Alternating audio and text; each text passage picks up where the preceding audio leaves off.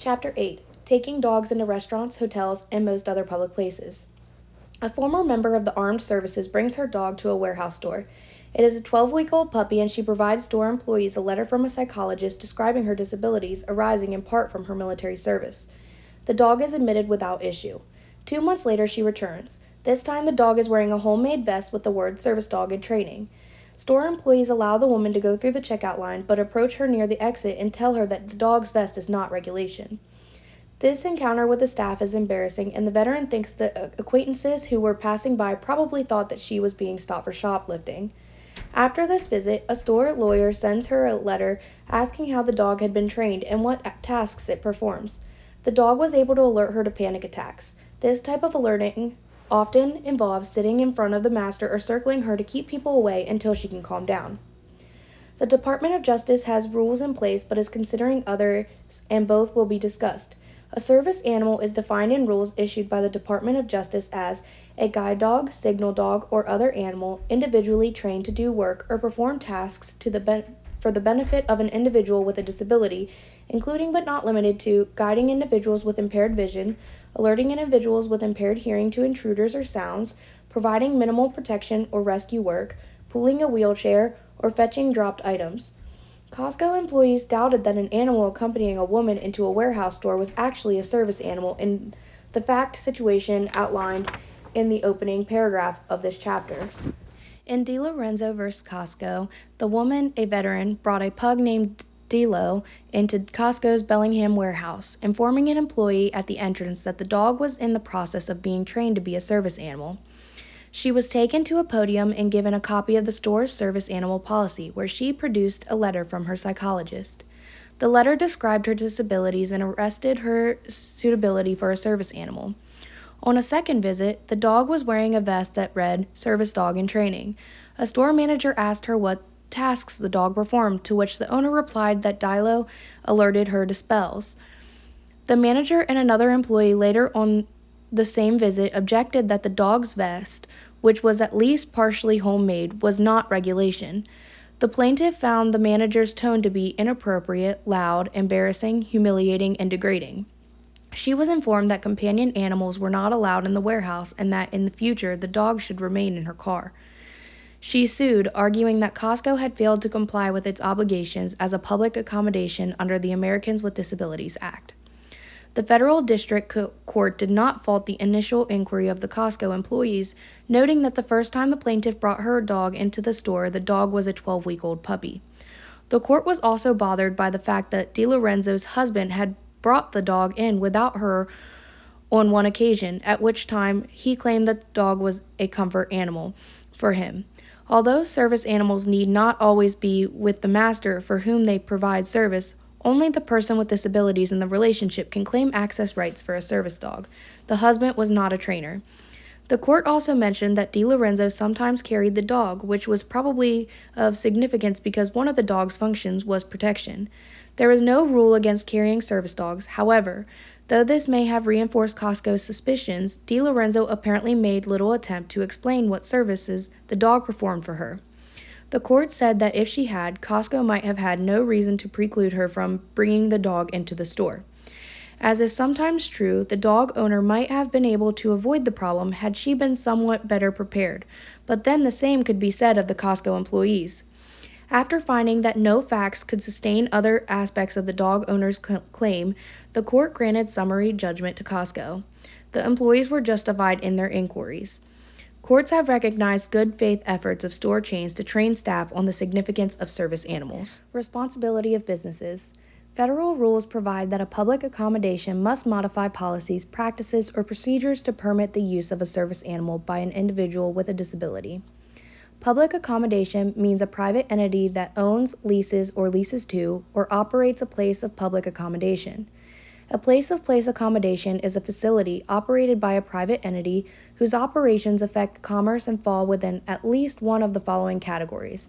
1. An inn, hotel, motel, or other place of lodging except for an establishment located within a building that contains not more than 5 rooms for rent or hire and that is actually occupied by a proprietor of the establishment as the residence of the proprietor. 2. A restaurant, bar, or other establishment serving food or drink. 3. A motion picture house, theater, concert hall, stadium, or other place of exhibition or entertainment. 4. An auditorium, convention center, lecture hall, or other place of public gathering. 5. A bakery, grocery store, clothing store, hardware store, shopping center, or other sales or rental establishment. 6. A laundromat, dry cleaner, bank, barber shop, beauty shop, travel service, shoe repair service, funeral parlor, gas station, office of an accountant or lawyer, pharmacy, insurance office, professional office of a healthcare provider, hospital, or other service establishment. 7. A terminal, depot, or other station used for specified public transportation. 8. A museum, library, gallery, or other place of public display or collection. 9. A park, zoo, amusement park, or other place of recreation. 10. A nursery, elementary, secondary, undergraduate, or postgraduate private school or other place of education. 11. A daycare center, senior citizen center, homeless shelter, food bank, adoption agency, or other social service center establishment. 12. A gymnasium, health spa, bowling alley, golf course, or other place of exercise or recreation. Notice that a terminal or station used in public transportation is included among public accommodations, but the transportation vehicle itself is not. Transportation services will be discussed in a following chapter. A disability is defined as, with respect to an individual, a physical or mental impairment that substantially limits one or more of the major life activities of such individuals. A record of such an impairment or being regarded as having such an impairment. In this definition, a physical or mental impairment means 1. Any psychological disorder or condition, cosmetic disfigurement, or anatomical loss affecting one or more of the following body systems: neurological, musculoskeletal, special sense organs, respiratory, including speech organs, cardiovascular, reproductive, digestive, genitourinary, hemic and lymphatic, skin, and endocrine. 2. Any mental or psychological disorder such as mental retardation, organic brain syndrome, emotional or mental illness, and specific learning disabilities. 3. The phrase physical or mental impairment includes but is not limited to such contagious and non-contagious diseases and conditions as orthopedic, visual, speech, and hearing impairments, cerebral palsy, epilepsy, muscular dystrophy, multiple sclerosis, cancer, heart disease, diabetes, mental retardation, emotional illness, specific learning disabilities, HIV disease, whether symptomatic or asymptomatic, tuberculosis, drug addiction, and alcoholism. 4. The phrase physical or mental impairment does not include homosexuality or bisexuality. Major life activities are functions such as caring for oneself, performing manual tasks, walking, seeing, hearing, speaking, breathing, learning, and working. A record of such an impairment means a history of or has been misclassified as having a mental or physical impairment that substantially limits one or more major life activities. Someone is regarded as having an impairment if one of the following is true of an individual. 1. Has a physical or mental impairment that does not substantially limit major life activities, but that is treated by a private entity as constituting such a limitation. 2.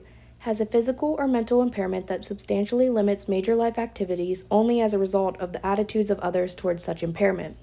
3. Has none of the impairments defined in paragraph 1 of this definition, but is treated by a private entity as having such an impairment. A disability that does not include transvestism, transsexualism, pedophilia, exhibitionism, voyeurism, gender identity disorders, not resulting from physical impairments, other sexual behavior disorders, compulsive gambling, kleptomania, pyromania, or psychoactive substance use disorder resulting from current illegal use of drugs. The requirement on allowing access to public accommodations does not mean that such facilities have any responsibility to supervise or care for a service animal. Nor must a public accommodation make modifications if these would fundamentally alter the nature of the goods, services, facilities, privileges, or accommodations. A concert hall invoked this fundamental alteration argument in Lentini v. California Center for the Arts, Escondido, to exclude the dog of a quadriplegic woman. Lentini had a Shih Tzu poodle mix named Jazz. Although the facility had a policy of admitting service animals, the dog had barked or yipped when people approached Lentini at several concerts. The manager of the facility also believed that only guide dogs were service animals, but the barking, which apparently occurred because the dog was protecting its handler from people who came too close, was the precipitation cause of the exclusion. A federal district court noted that people often made similar loud sounds at the concerts, but were not being excluded, and awarded damages of $7,000 against the facility, $5,000 against the manager, and $1,000 against an employee. The Ninth Circuit affirmed, noting that the concert hall could remove disruptive service animals, but that it had to ascertain the reason for the disruption first. The reason here was not good enough. Landlords not usually liable for tenants' business. When the business that discriminates against an individual with a service animal is a commercial tenant in a building, that tenant's discriminatory behavior does not make the landlord liable unless the tenant is enforcing a policy of the landlord. Lodging. The first item on the list of places of public accommodation includes place of lodging. Residential hotels or single-room occupancy hotels will generally be considered places of lodging. This kind of public accommodation is to be distinguished from rental buildings, but there are complexities here. In a large hotel that has a separate residential apartment wing, the residential wing would not be covered by the ADA because of the nature of the occupancy of that part of the facility. This residential wing would, however, be covered by the Fair Housing Act. The separate non-residential accommodations in the rest of the hotel would be a place of lodging and thus a public accommodation subject to the requirements of this final rule. If a hotel allows both residential and short-term stays, but does not allocate space for these different uses in the separate discrete units, both the ADA and the Fair Housing Act may apply to the facility. Where SROs provide social services through federal or state grant programs, they are considered social service center establishments, a different type of public accommodation. In this situation, the length of the stay of the occupants does not matter. Also, covered in this category are homeless shelters, shelters for people seeking refuge from domestic violence, nursing homes, and residential care facilities. There are exceptions to exceptions. Homeless shelters that is intended and used only for long-term residential stays and that does not provide social services to its residents would not be covered as a place of public accommodation. However, if this facility permitted short-term stays or provided social services to its residents, it would be covered under the ADA, either as a place of lodging or as a social service center establishment, or as both. A private home is not a place of public accommodation, but if the home includes a doctor's or dentist's office, that area would be open to the public and would be considered a place of public accommodation. A house where the owner lives and rents out not more than 5 of his rooms is not covered by the ADA requirements. Department of Justice considers new issues and perspectives. In a document released in June 2008, the Department of Justice said that it continues to receive a large number of complaints from individuals with service animals. Some individuals with impairments who would not be covered as individuals with disabilities are claiming that their animals are legitimate service animals, whether fraudulently or sincerely, to gain access to hotels, restaurants, and other places of public accommodation. Another trend is the use of wild, exotic, or unusual species, many of which are untrained as service animals. The department thus proposed a significant, some would say radical, revision to the definition of service animals, which would exclude wild animals, including non-human primates born in captivity, reptiles, rabbits, farm animals, including any breed of horse, miniature horse, pony, pig, or goat, ferrets, amphibians, and rodents. The Department of Justice finds support for excluding monkeys in a position statement of the American Veterinary Medical Association, which stated the AVMA does not support the use of non-human primates as assistance animals because of animal welfare concerns, the potential for serious injury, and zoonotic animal-to-human disease transmission risks. This proposed narrowing of acceptability service animal species, seemingly to dogs and cats, was apparently to allay concerns of restaurants, grocery stores, and performing art venues. These proposals were issued at the end of the Bush administration, but it is not clear that officials in the Obama administration will be so quick to dismiss the idea of guide horses and other less common service animals. The 2008 proposals, as discussed in the preceding chapter, indicate that the Department of Justice is quite open to psychological functions for service animals, which it acknowledges can do work or perform tasks for the benefit of individuals with disabilities, including psychiatric, cognitive, and mental disabilities. Department of Justice declines to set training standards for service animals. In 2008, the department stated that it had rejected suggestions that it establish training standards for service animals in order to differentiate them from untrained pets, noting that in many cases, owners have done their own training. It may also be that the department is reluctant to effectively endorse the dog training industry. Because of the variety of individual training that a service animal can receive, from formal licensing as an academy to individual training on how to respond to the onset of medical conditions such as seizures, the department is not inclined to establish a standard that all service animals must meet. While the department does not plan to change the current policy of no formal training or certification requirements, some of the behavioral standards that it has proposed actually relate to suitability for public access, such as being housebroken under the control of its handler. Hospital access. The 2008 proposals also discuss hospital access, but as will be described in detail in a subsequent chapter, many hospitals have been very open regarding service and therapy animals. The Department of Justice notes that hospitals have unique issues. As required by the Americans with Disabilities Act, a healthcare facility must permit a person with a disability to be accompanied by his or her service animal in all areas of the facility in which that person would otherwise be allowed, with some exceptions. Zoonotic diseases can be transmitted to humans through trauma, bites, scratches, direct contact, arthropod vectors, or aerosols. Although there is no evidence that most service animals pose a significant risk of transmitting infectious agents to humans, animals can serve as a reservoir for a significant number of diseases that could potentially be transmitted to humans in the healthcare setting. A service animal may accompany its owner to such areas as admission and discharge offices, the emergency room, inpatient and outpatient rooms, examining and diagnostic rooms, clinics, rehabilitation therapy areas, the cafeteria and vending areas, the pharmacy, restrooms, and all other areas of the facility where visitors are permitted, except those listed below. Based on Center for Disease Control and Prevention guidance, it is generally appropriate to exclude a service animal from areas that require a protected environment, including operating rooms, holding and recovery areas, labor and delivery suites, newborn intensive care nurseries, and sterile processing departments. The Federal District Court of Kansas granted summary judgment to a hospital which excluded service animals from non-public areas of the hospital, which included the emergency service department.